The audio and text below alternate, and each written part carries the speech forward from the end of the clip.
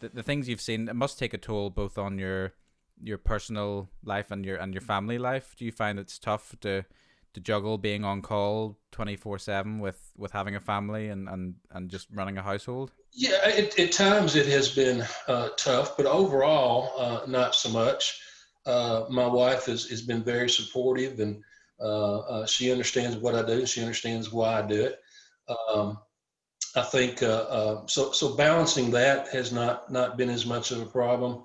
The emotional residue from all of that, I think I don't know why, and I can explain this. It's been God's protection, but the blood and the guts and the gore are bad. Mm-hmm. But that doesn't bother me as much as the emotional trauma that I've had to deal with in delivering death notifications, when you see people pass out or screaming and just the absolute gut-wrenching pain. Every time I pull up in a driveway to do that, Josh, I think, you know what? I'm fixing to knock on this door, and what I'm going to tell them is going to change their lives. Yeah. And I always say a little prayer right before I go in. One of the things that I do, when we're talking about this aspect of it in the pain, emotional pain, physical, one of the things that I'm trained in is called critical incident stress debriefing. And it is something that's designed to help law enforcement officers and others work through the trauma of a critical incident. And it's fantastic stuff. And to be honest with you, it hadn't just helped me in law enforcement, it's helped me handle it with all kinds of people. If there's a critical, if you see a dead child, if you witness a suicide, or you're there, you see a body that's mutilated, or that's traumatic. Yeah. And I always ask my guys when I get to scene, "You're okay? Are you okay? Are you okay?" And they all lie to me and say yes, but that can't not impact you.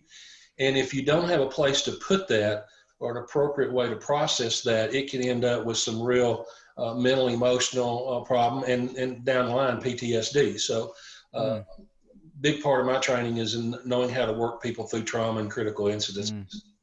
Yeah, tell us a little bit about that. So what kind of techniques do you use to help people process these traumatic experiences? Just traumatic isn't even a fair word, I think, to describe. That's almost overused. I guess it's life changing, but in the worst possible way. Well, just plug in horrific then. How about that? Yeah, that'll do. It's a long, complicated process, but the biggest part of it, to be honest with you, is just talk. One of the things that I will do, usually don't want to do the actual big debriefing till 2 or 3 days after. When you're involved in a critical incident, a lot of things happen. You go into a time warp, vision warp, tunnel vision. There's a lot of things that happen. Your senses are heightened, and it's really not until 2 or 3 days after an incident that a lot of what you experience is going to come back to you. So if I want to debrief somebody 2 or 3 days after an incident, I'll have them walk through it with me from minute one. And even, are there any smells that come to you when you think about this? Was it hot? Was it cold? And have them describe to me in their terms what they saw and what they experienced. And then I help them process that and put that where it can be healthy and not unhealthy. I hope you don't mind the term, but I tell my guys it's called emotional puking. Sometimes your stomach's so upset.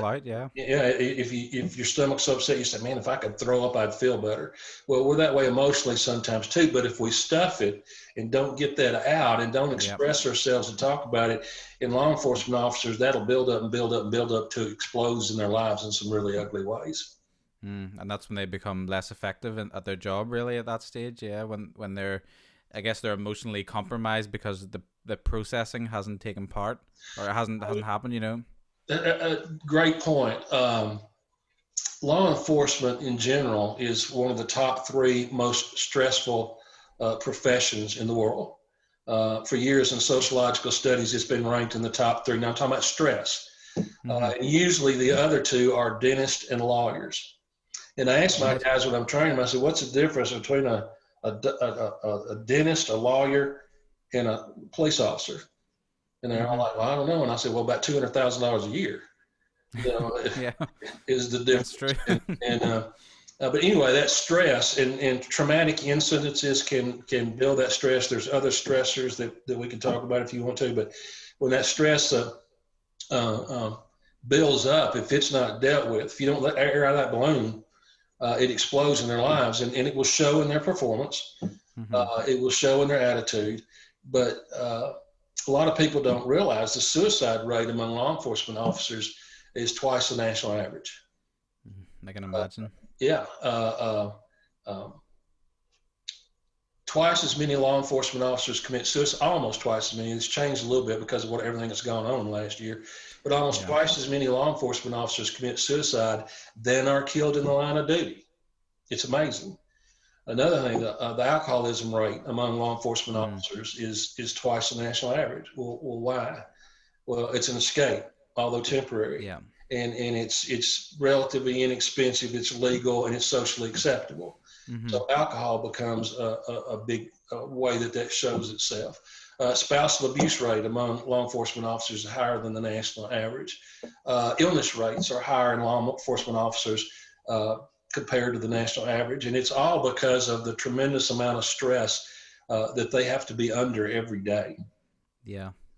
Yeah, so part of your job then, you would say, is teaching them healthy techniques and how to manage these. Exactly. These In fact, that's exactly what the training part that I teach is understand the stress, because a lot of these people are green. They're coming into it. They're rookies. They have no idea. Here it is. Here are the things that cause it. And then my last hour, I give them a toolbox. I tell them, give them to them. It's how do you deal with that? How can you deal with this and stay healthy? And one of the things for me is I have to practice what I preach, because I see the same things they do. And so I've had to learn how to use those techniques myself, how to deal with that and make sure that I stay healthy, because if I'm not healthy, I can't help anybody. Yeah. Are you supported by your fellow chaplains then, or I'm assuming there's a support network for the support network? Well, you know what I mean? You know what? To be honest with you, for the first 15 years, it was just me. And I answered every call. I was the only one. And about 5 years ago, we got big enough that I said, this is bigger than just me. And so I established a team at the Williamson County Sheriff's Office, and I recruited some men and women. I trained them, put them in place. So there's 4 of us there now working with those people and ministering to them on a day-to-day basis. I helped start the program at Franklin Police Department, and there's now 3 of us that are on call there. And then Nolensville Police Department, I started the program there, and there's 4 chaplains there, and I trained them as well. So where we went from 1 in the whole county, we now have 8 in the county working with different law enforcement agencies. So I'm proud of that. It's bigger than me. That's amazing. There's more people involved in it. There's more man hours and energy and ministry able to go into it because we've duplicated ourselves. That's a legacy for sure on your part. You can look back and see, what was 1 is now 8, 8 people supporting. So I think that's a great legacy to look back upon. Yeah. And to answer your question, we all supportive of each other. I've always been blessed, even before those. I'm part of a Bible study, men's Bible study group that I started 12 years ago. And I officed out of an old house. Old, like over 100 years old, that a church let us use. Yeah. And in the back of our house, we have this tree covered outdoors, and we built a fire pit there. There's a carport. So every Wednesday morning from 8:30 to even as late as noon, we meet there. We study the Bible. It's called Holy Smokes. It's called Holy Smokes because we sit around a fire. I don't care. We've been there when it was 20 degrees. It was 100 degrees. We still stay out there.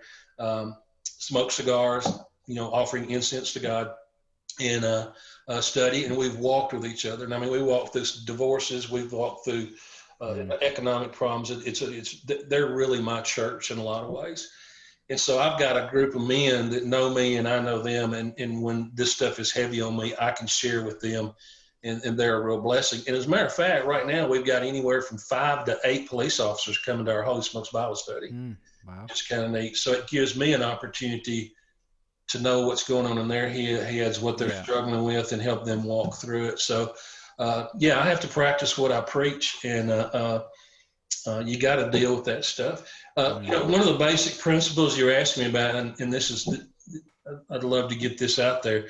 One of the basic principles in critical incident stress debriefing is that, whatever you saw, whatever you've experienced, is an abnormal situation. I've seen multiple people that blew their heads off and splattered it all over a bedroom or a car. That's not something that's normal.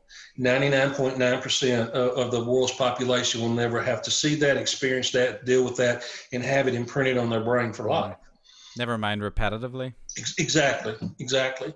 And so that's abnormal. So, and this is the key, whatever reaction you have to that kind of situation or incident, it's a normal reaction to an abnormal situation.